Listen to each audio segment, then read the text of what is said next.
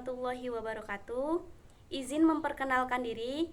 Nama saya Wahyuni, NIM 2022 406405113 dari Prodi PGSD kelas 3C.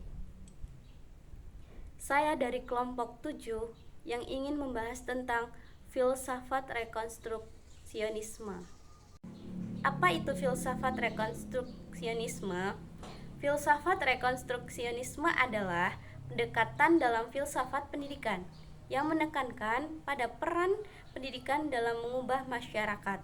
Pendekatan ini berasal dari pemikiran beberapa tokoh penting seperti Georges Contador, Blair, dan Kurt Lewin.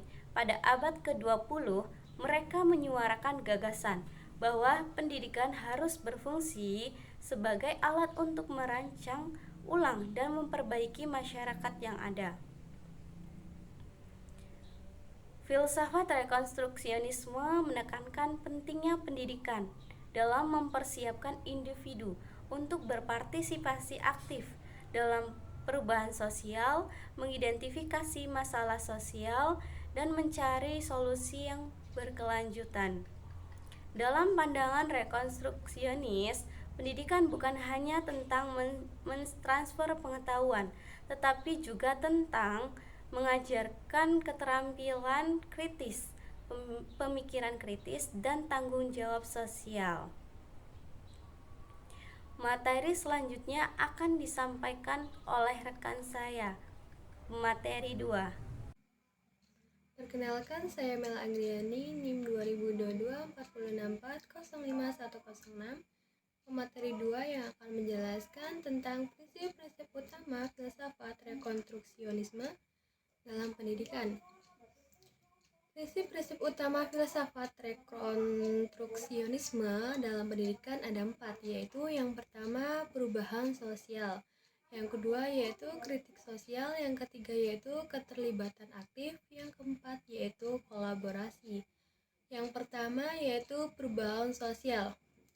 Perubahan sosial adalah prinsip utama filsafat rekonstruksionisme adalah bahwa pendidikan harus menjadi kekuatan yang mengubah masyarakat. Pendidikan harus membantu siswa memahami realitas sosial, yang dimana siswa mengeksplorasi masalah sosial dan mencari solusi untuk perubahan yang positif. Yang kedua yaitu kritik sosial. Rekonstruksionisme mendorong pemikiran kritis terhadap realitas sosial, yang dimana siswa diajarkan untuk mempertanyakan norma-norma dan nilai-nilai yang ada dalam masyarakat, serta untuk mengidentifikasi ketidakadilan sosial. Yang ketiga yaitu keterlibatan aktif. Siswa diharapkan untuk terlibat secara aktif dalam perubahan sosial. Mereka diajarkan untuk menjadi agen perubahan yang sadar akan isu-isu sosial dan berpartisipasi dalam kegiatan sosial atau politik. Yang keempat yaitu kolaborasi. Filsafat ini mendorong kolaborasi antara guru, siswa, dan komunitas dalam merancang pengalaman pembelajaran yang bermakna. Pendidikan dianggap sebagai upaya bersama untuk mencapai perubahan sosial.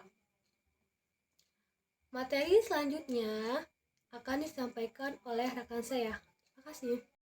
Terima kasih atas kesempatan yang Saudari Mela berikan kepada saya. Perkenalkan, nama saya Inesiana Hatalia, NIM 2022 406405123. Jadi, bagaimana filsafat rekonstruksionisme mempengaruhi metode pengajaran dan pembelajaran?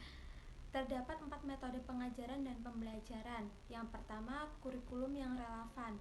Dalam pendekatan rekonstruksionisme ini, kurikulum yang digunakan atau dirancang untuk mencerminkan masalah-masalah sosial dan isu kontemporer, yang dimana mata pelajaran tidak hanya berfokus pada pengetahuan tradisional, tetapi juga mengintegrasikan pemahaman tentang perubahan sosial dan penerapan solusi yang kritis.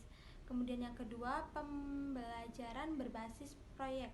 Metode seperti ini biasanya sangat sering digunakan. Siswa terlibat dalam proyek-proyek yang melibatkan identifikasi masalah sosial, penelitian, dan perencanaan tindakan untuk mengatasi masalah. Yang ketiga, diskusi dan debat. Metode ini biasanya digunakan untuk mendorong pemikiran kritis. Siswa diajarkan untuk mengeksplorasi berbagai sudut pandang dan merumuskan argumen mereka sendiri. Kemudian yang terakhir, yang keempat, penggunaan sumber luar. Guru mendorong siswa untuk menggunakan sumber-sumber eksternal seperti wawancara dengan ahli dan kunjungan lapangan untuk mendukung pemahaman mereka tentang masalah sosial. Materi selanjutnya akan disampaikan oleh rekan saya. Terima kasih. Assalamualaikum warahmatullahi wabarakatuh. Perkenalkan, nama saya Lailatul Mahfuroh dengan NPM 20224064052224. Di sini saya sebagai presentator keempat yang akan menjelaskan tentang peranan guru terhadap filsafat rekonstruksionisme dan peran guru dalam pendekatan ini antara lain yang pertama, fasilitator pembelajaran. Guru dalam rekonstruksionisme berperan sebagai fasilitator pembelajaran. Mereka membantu siswa untuk mengidentifikasi masalah sosial, mengembangkan keterampilan pemikiran kritis, dan merancang tindakan untuk perubahan sosial. Yang kedua, mengajukan pertanyaan kritis. Guru mendorong siswa untuk mengajukan pertanyaan kritis tentang masalah sosial dan nilai-nilai yang ada. Mereka membantu mengembangkan kemampuan berpikir kritis dan analitis. Yang ketiga, mendorong kolaborasi. Guru memfasilitasi kolaborasi antara siswa, mendorong mereka untuk bekerja sama dalam mengeksplorasi dan mencari solusi masalah sosial. Yang keempat, pemahaman kritis. Guru tidak hanya menilai pemahaman siswa terhadap fakta, tetapi juga kemampuan mereka menganalisis masalah sosial, tindakan yang bermakna. Yang kelima, inspirator perubahan. Guru dalam berpikir kritis dan merancang rekonstruksionisme berperan sebagai inspirator perubahan sosial.